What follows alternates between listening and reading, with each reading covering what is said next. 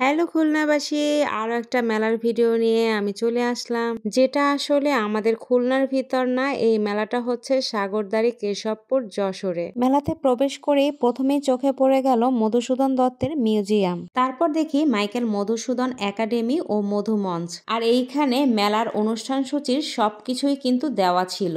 আমরা তো সবাই চিনি মহাকবি মাইকেল মধুসূদন দত্তকে। তার 201তম জন্মদিন উপলক্ষে 7 দিন ব্যাপী কিন্তু এই মেলাটি চলছে। এই মেলাটি চলবে 24 জানুয়ারি থেকে 30 জানুয়ারি পর্যন্ত।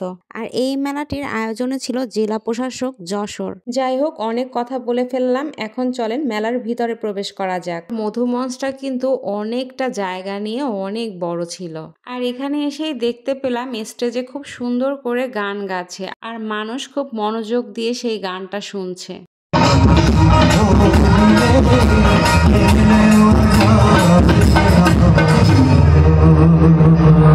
আমি গানটা পুরোপুরি না শুনেই মেলার ভিতরের অন্যান্য জিনিস দেখতে গেলাম। প্রথমেই দেখতে পেলাম একটি পেস্ট্রি কেকের দোকান, আরও ছিল মিষ্টি পান, আর যেটা খুব সুন্দর করে ডেকোরেশন করা ছিল।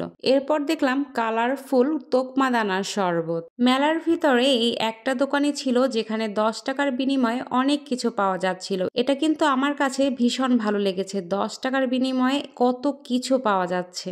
এরপর একটা দোকান দেখতে পেলাম যেখানে ঝিনুকের সব জিনিসপত্র ছিল।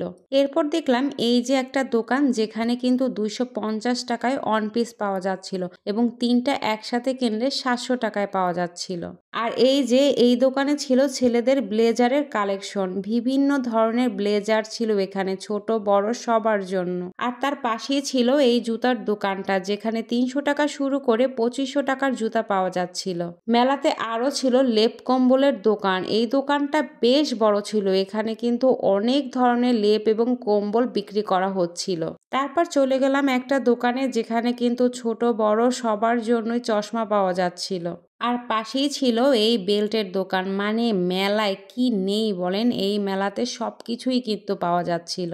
আর এই যে ব্যাগগুলো দেখছেন, এগুলোর মূল্য ছিল মাত্র 150 টাকা।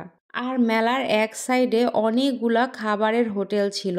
যারা দূর দূরান্ত থেকে এই মেলায় ঘুরতে আসবেন তাদের জন্যই কিন্তু এই হোটেলগুলার ব্যবস্থা। এখানে কিন্তু সব ধরনের খাবারই আপনারা পেয়ে যাবেন। এখানে পাওয়া যাচ্ছিল খিচুড়ি, পোলাও, বিরিয়ানি, পাওয়া যাচ্ছিল ডিম রান্না, মাছ, মুরগির মাংস, খাসির মাংস, গরুর মাংস, আরও ছিল তান্দুরি রুটি, যেটা গরুর মাংস দিয়ে খেতে খুবই মজা।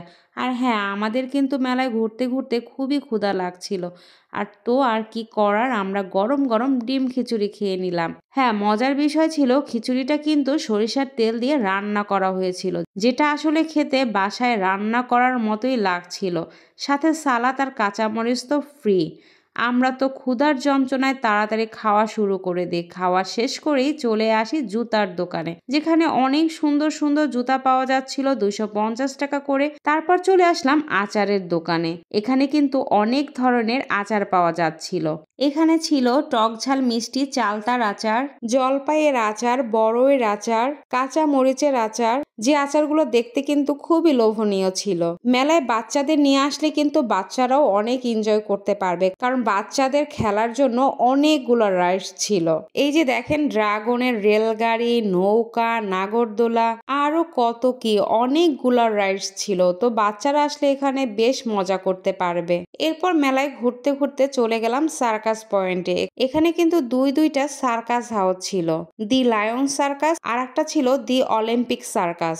এখানে এসে আমি দেখতে পেলাম ঝিলিমিলি বেলুন, আর এই বেলুনগুলো তো আমার ভীষণ ভীষণ পছন্দের, তাই এই বেলুনগুলো হাতে নিয়ে আমি একটু ছবি তুলে নিলাম। এখানে এসে দেখি খাঁটি গরুর দুধ দিয়ে মটকা চা বানানো হচ্ছে, আর দোকানটার ডেকোরেশনটা এত জোর ছিল কি আর বলবো। আর চাটা কিন্তু পরিবেশন করতে ছিল মাটির ভাঁড়ে, আর এটা আরো বেশি ভালো লাগতেছিল।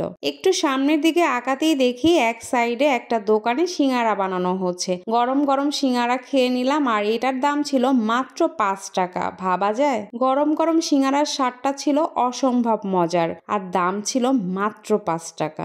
আর এর পাশেই অনেকগুলা ফাস্টফুডের দোকান ছিল। আর এটা ছিল মেলার ডিজিটাল জাদু প্রদর্শনের গেট। আর যেটা খুবই সুন্দর করে লাইটিং করা ছিল। আর এই দোকানে লেডিস টি শার্ট পাওয়া যাচ্ছিল মাত্র 150 টাকায়, আর বাচ্চাদের টি শার্ট পাওয়া যাচ্ছিল 30 টাকায়, আর প্যান্ট পাওয়া যাচ্ছিল মাত্র 20 টাকায়। এই মিষ্টির দোকানে মাত্র 10 টাকা থেকে শুরু করে 120 টাকার মিষ্টি ছিল। আর এই 120 টাকার মিষ্টিগুলোর সাইজ কিন্তু মাশাআল্লাহ অনেক বড় ছিল। মিষ্টিগুলো দেখতে কিন্তু ভীষণ লোভনীয় লাগতেছিল, আর সাইজটা এত বড় যে দেখে কিন্তু খুবই অবাক হয়েছিলাম। আর এর পাশেই ছিল কাঠের তৈরি বিভিন্ন সাংসারিক জিনিস।